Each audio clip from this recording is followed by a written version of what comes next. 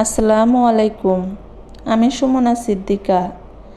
তোহাস মম চ্যানেলে আপনাদের আরও একবার আমন্ত্রণ জানাচ্ছি। আশা করছি কাছে এবং দূরে, দেশ এবং দেশের বাইরে যে যেখান থেকে আমার ভিডিওটা দেখছেন, আল্লাহর অশেষ রহমতে সবাই ভালো আছেন এবং সুস্থ আছেন। সেই সাথে আমরাও আলহামদুলিল্লাহ ভালো আছি। আমার বারান্দা বাগানের একগুচ্ছ ফুলের শুভেচ্ছা জানিয়েই শুরু করছি আমার নতুন আজকের ব্লগ। আশা করছি আমার আজকের ব্লগটি আপনাদের কাছে ভালো লাগবে। সকালবেলা ঘুম থেকে উঠে ফ্রেশ হয়ে নামাজ পড়ে তারপরে অ্যাজ এ হাউসওয়াইফ হিসেবে আমার যেটা প্রতিদিনের ডেইলি রুটিন সেটা শুরু হয়ে গেছে। কিচেনে চলে এসেছি। তো রাত্রে ধুয়ে রাখা প্লেটগুলো আমি যার যার জায়গাতে খুব সুন্দরভাবে গুছিয়ে রাখছি। আবার এসেছি ফিরে আমার চিরচেনা কিচেনে। তো আমরা যারা সাধারণ গৃহিণী রয়েছে, আমাদের যত কাজ থাকুক তার মধ্যে কিন্তু কিচেনের কাজটা মাস্ট বি করতেই হয়। তো আমিও যেহেতু একজন হাউসওয়াইফ, আমার কাজটাও কিন্তু শুরু হয় কিচেন থেকে। তো সকালবেলা আমি কিচেনে চলে এসেছি। এখন সকালের নাস্তা বানিয়ে নিব। আজকে সকালের নাস্তার জন্য আমি পরোটা বানিয়ে নিব। তো এখানে আমাদের যতটুকু প্রয়োজন সেই অনুযায়ী আটা নিয়ে আমি একটা সফট ডো বানিয়ে কিছুটা সময় রেস্টে রেখে দিব।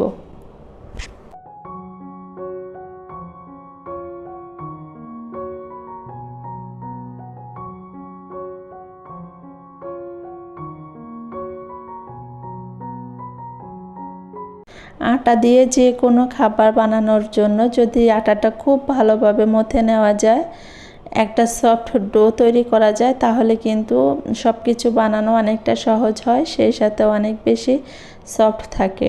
তো এখানে আমি অনেকক্ষণ সময় নিয়ে কিন্তু ডোটা রেডি করে উপরে একটু তেল মাখিয়ে রেখেছিলাম। এতে করে আটাটা যেমন সফট হবে, তেমনি ভাজার পরে পরোটাটাও কিন্তু অনেক বেশি সফট থাকে। তো আর বাবার যেহেতু অফিস ছিল, তো ওনাকে কিন্তু আমি সকালের নাস্তা রেডি করে দিয়েছিলাম।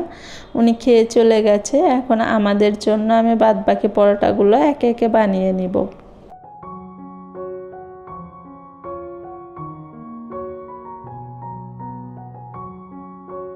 ভিডিওতে কত সহজে পরোটাগুলো বানানো হয়ে গেল, সেই সাথে একে একে কিন্তু পরোটাগুলো ভাজাও হয়ে যাচ্ছে। তো বাস্তবে যদি কাজগুলো এতটা সহজ হতো, এত তাড়াতাড়ি হয়ে যেত, তাহলে কতই না ভালো হতো, তাই না? এই সব কাজ করার জন্য আমাদের কতটা সময় ব্যয় করতে হয়, কিন্তু খাওয়ার সময় কিন্তু মাত্র 10-15 মিনিটেই কিন্তু সেগুলো সব শেষ হয়ে যায়। তো কথা বলতে বলতে আমি সব পরোটাগুলো ভেজে নিয়েছি। তো এখানে আমি একটা ড্রাগন ফল কেটে নিচ্ছি। আল্লাহর সৃষ্টি কতই না সুন্দর।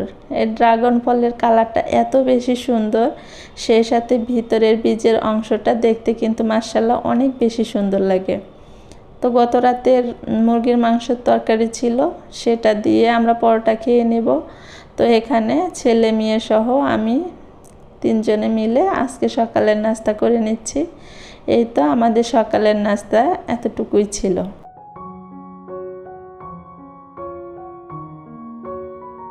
গতকাল যেহেতু শুক্রবার ছিল, তো আর বাবা কিন্তু বাসায় ছিল। আর আমি যেহেতু ভিডিওটা শনিবারে করছি, সেই জন্যই কিন্তু এগুলো আপনাদের সাথে শেয়ার করছি। তো শুক্রবার থাকার কারণে তো আর বাবা টুকিটাকি যা প্রয়োজন ছিল সেগুলো বাজার করেছে। ওগুলো আর আমি কালকে গুছাইনি, তো ভাবলাম যে আজকে গুছিয়ে নিই, সেই সাথে আপনাদের সাথে একটু শেয়ার করি। এখানে আমি 2 রকমের সরিষা আনিয়েছি। তো এগুলো কিন্তু সচরাচর খাওয়া হয় না। তো অনেক দিন থাকার পরে এগুলোর গায়ে কিন্তু সাদা সাদা এক ধরনের আবরণ দেখা যায়। তো যদি হাতে একটু সরিষার তেল মেখে রোদে একটু গরম করে রাখা যায় কৌটাতে, তাহলে কিন্তু অনেক দিন পর্যন্ত ভালো থাকে। এগুলোর গায়ে যে সাদা সাদা ফাঙ্গাস পড়ে সেটা আর পড়বে না। তো আপনারাও কিন্তু চাইলে এভাবে রেখে দিতে পারেন। তো সকালের নাস্তা শেষ করে টুকিটাকি কিচেনের যা কাজ ছিল ওগুলো গুছিয়ে আমি একটা মাছ ভিজিয়ে রেখেছি। যেহেতু মাছটা ভিজতে একটু সময় লাগবে, তাই ওটা আমি আগেই ভিজিয়ে রেখে এখন বেডটা গুছানোর জন্য চলে এসেছি। তো আজকে আমি বেডশিটটা চেঞ্জ করে নতুন আর একটা বেডশিট পেরে নিলাম। তো এটা আমি হ্যান্ড প্রিন্ট করেছিলাম, এটা হয়তো আপনাদের সাথে আমি আগেও শেয়ার করছি। তো আজকে আমি সেই বেডটা দিয়ে বিছানাটা গুছিয়ে নিলাম। তারপর অনেকটা সময় কেটে গেছে, এখন আবারও চলে আসলাম কিচেনে। দুপুরের রান্না বান্নার আয়োজন চলছে। তো এখানে আমি রাইস কুকারে ভাত বসিয়ে দিয়ে তারপরে দুপুরের রান্নাটা শুরু করব।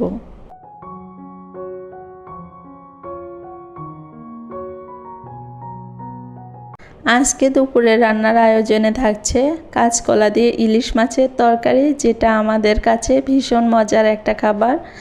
তো সেইটা রান্নার প্রিপারেশন হচ্ছে। এখানে আমি তরকারিটা বসিয়ে দিয়ে তারপর একটা ভাজি করে নেব, যেটা আপনাদের সাথে আমি রেসিপি আকারে শেয়ার করছি। আশা করছি ভাজিটা আপনাদের পছন্দ হবে। তো এখানে আমি কাঁকরোল ভাজি করে নেব, তার জন্য আমি কাঁকরোল কেটে নিয়েছি। এটা আমি একটু মোটা করে কেটে নিয়েছি, আশা করছি আপনারা দেখে বুঝতে পারবেন এটা কতটা মোটা। তো এর ভিতরে আমি একে একে এখন সব মশলাগুলো দিয়ে নেব। প্রথমে আমি দিয়েছি লবণ, হলুদের গুঁড়া, মরিচের গুঁড়া, তারপরে সামান্য একটু আদা আর রসুনের পেস্ট। আপনারা আপনাদের চাহিদা অনুযায়ী মশলাগুলো অ্যাড করে নেবেন। তবে এখানে আদা রসুনের পেস্টটা সম্পূর্ণ অপশনাল, দিলেও চলবে না দিলেও চলবে, দিলে আমার কাছে একটু ভালো লাগে বেশি, এই জন্য দিয়েছি। তারপরে কিন্তু হাত দিয়ে খুব সুন্দরভাবে মশলাগুলো কাঁকরোলের প্রত্যেকটা গায়ে গায়ে মাখিয়ে দিতে হবে, এতে করে মশলাটা কাঁকরোলের ভিতর পর্যন্ত যাবে। তো পাশাপাশি কিন্তু আমি ইলিশ মাছের তরকারিটাও রান্না করে নিচ্ছি, আর এখানে কাঁকরোলটাও ভাজি করে নিচ্ছি। তো আমি সবগুলো কাঁকরোল দিয়ে ঢাকনা দিয়ে ঢেকে রাখবো, এতে করে কাঁকরোলটা ভিতর থেকে কুক হবে। তো দুই পাশে কিন্তু আমি একটু লালচে কালার করে ভেজে নেব। তারপর এক ব্যাচ উঠিয়ে আমি দ্বিতীয় ব্যাচের কাঁকরোলগুলো একইভাবে ভেজে নিচ্ছি।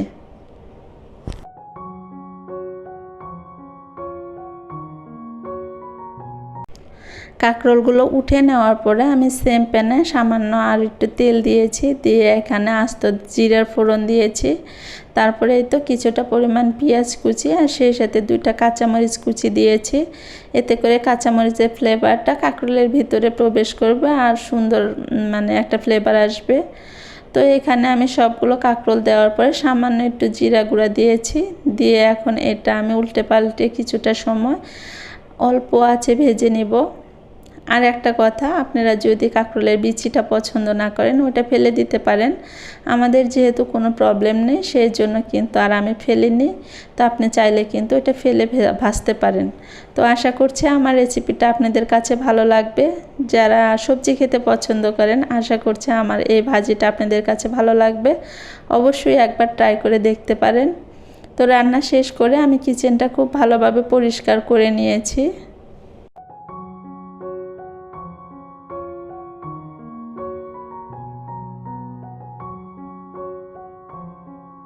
আপনি যদি আপনার মূল্যবান সময় আর ধৈর্য ব্যয় করে আমার ভিডিওর এই পর্যায় পর্যন্ত এসে থাকেন, তাহলে আমি আশা করব আমার ভিডিওটাতে একটা লাইক দিয়ে দিবেন, কারণ আপনার একটা লাইক আমার এই ভিডিওটা আরও অনেকের কাছে পৌঁছে দিতে সাহায্য করবে। সেই সাথে আপনি যদি আমার চ্যানেলে আজকে নতুন হয়ে থাকেন, চাইলে আমার চ্যানেলটা সাবস্ক্রাইব করে আমার পাশে থেকে যেতে পারেন। আর অলরেডি যারা এই কাজটা করে দিয়েছেন তাদেরকে জানাই অসংখ্য ধন্যবাদ। আর আপনি যদি আমার এই ভিডিওটা ফেসবুক পেজ থেকে দেখে থাকেন, তাহলে চাইলে কিন্তু আমার পেজটা ফলো দিয়ে রাখতে পারেন।